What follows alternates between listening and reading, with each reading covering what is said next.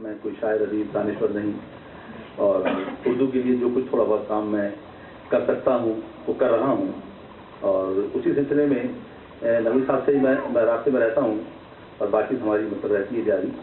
اور مجھے بڑی خوشی ہے کہ یہ کمیشن جو ہے جو 4 سال پہلے شروع ہوا آج عالمی سطح پر یہ جو ہے اس پہ کام ہو رہا ہے. اور میں جس طرح اردو کا ایک ادنا خادم ہوں، اسی طرح سول کا بھی ایک ادنا ساتھی ہوں.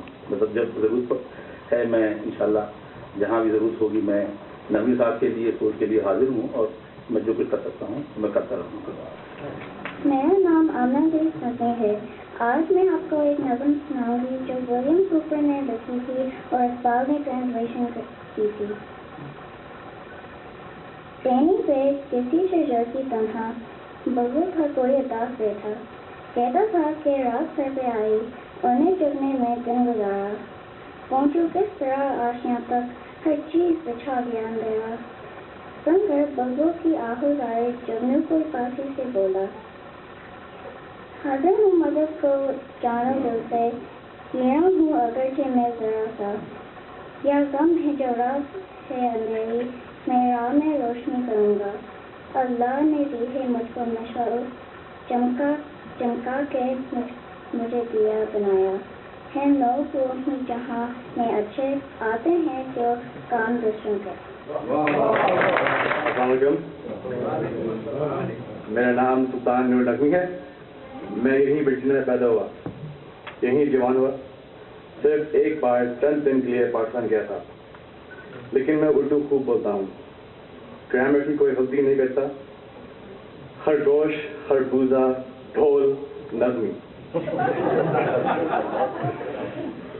میں ٹھیک ٹھاک اردو اس لیے بولتا ہوں کیونکہ میرے ماں باپ دادا دادی نے میرے پیدا ہونے سے پہلے طے کر لیا تھا کہ میں ضرور اردو بولوں گا، زبانی سے بولوں گا، گرامر کی کوئی غلطی نہیں کروں گا. مجھے خوب یاد ہے، میں 2-3 سال کا تھا. میری دادی نے ایک دن مجھ سے کہا، سلطان کہو کیڑا. میں نے کہا کیڑا. میری دادی نے کہا سلطان کہو نظمی. میں نے کہا نظمی. دادی نے کہا سلطان بیٹا کچھ تو خیال کرو، لوگ کیا کہیں گے؟ کہیں گے ذرا یاسمین نظمی کو دیکھو، اردو کا جھنڈا اٹھائے پہ رہ رہی ہیں، اور پوتا نظمی کو نظمی کہتا ہے.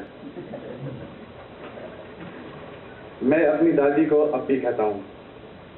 اپی نے پھر وہی ڈر لگائی، سلطان کہو کیڑا، کہو نظمی.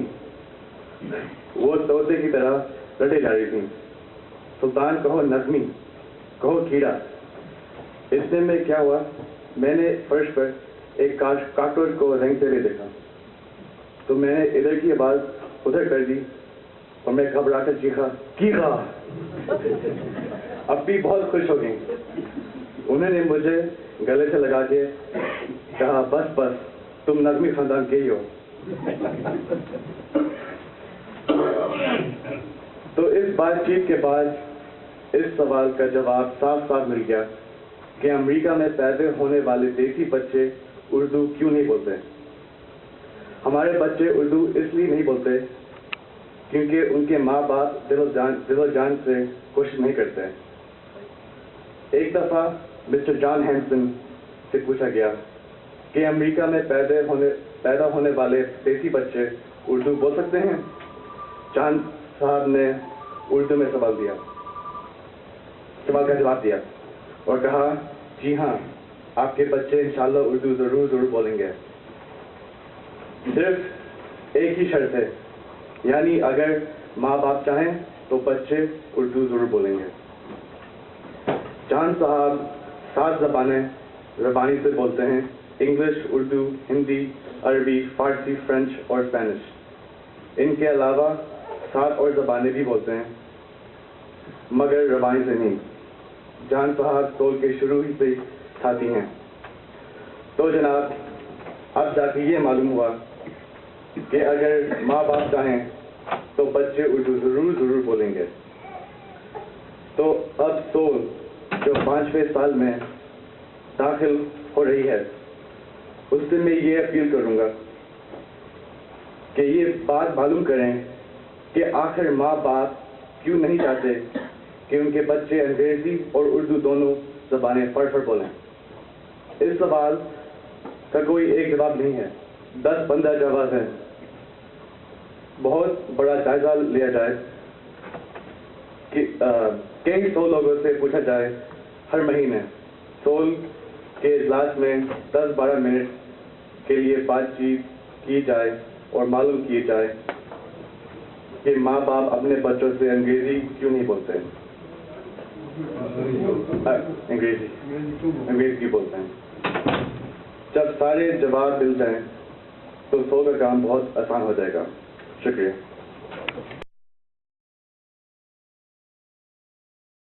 ہم یہاں کی سنڈے مینیجر کا شکریہ ادا کرتے ہیں. تو یہ انگریز باور ہیں, یہ یہاں کی سنڈے مینیجر ہیں. And we thank you very much and for providing such a decent place and for your long cooperation. Thank you, thank you. We are so happy to have you here on Sundays. I think you guys have been coming for 4 years. And I remember when Mr. Nagmi first came and took a look at the room and to see if it would work for you. And we're just so pleased that we can provide this place for you every Sunday, or every month, and that you come, and the turnout is fabulous. So just thank you for coming and being part of our community here at Taipei. Thank you so much. And happy birthday.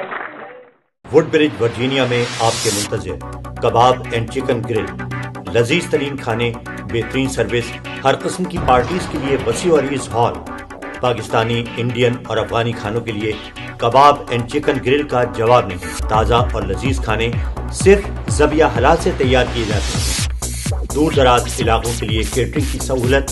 Kebab and chicken girl. خواتین و حضرات, انجمن ادب اردو کی 34 سالگرہ کی تقریب کا آغاز ایک معصوم بچی لینا نے سالگرہ کی شمع روشن کر کے اور کیک کاٹ کر کے کیا. یہ بچی بھی 4 سال کی ہے اور سول کی عمر بھی 4 سال.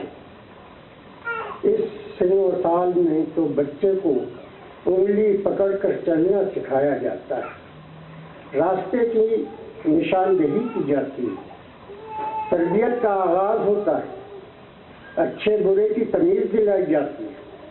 کسی فرد کا یہ دور بچپن کہلاتا ہے اور ادارے کا یہ دور تشکیل و تعمیر کا زمانہ بن جاتا ہے. لیکن ہونہار بچے کے پیر پالنے میں پہچان لیے جاتے ہیں.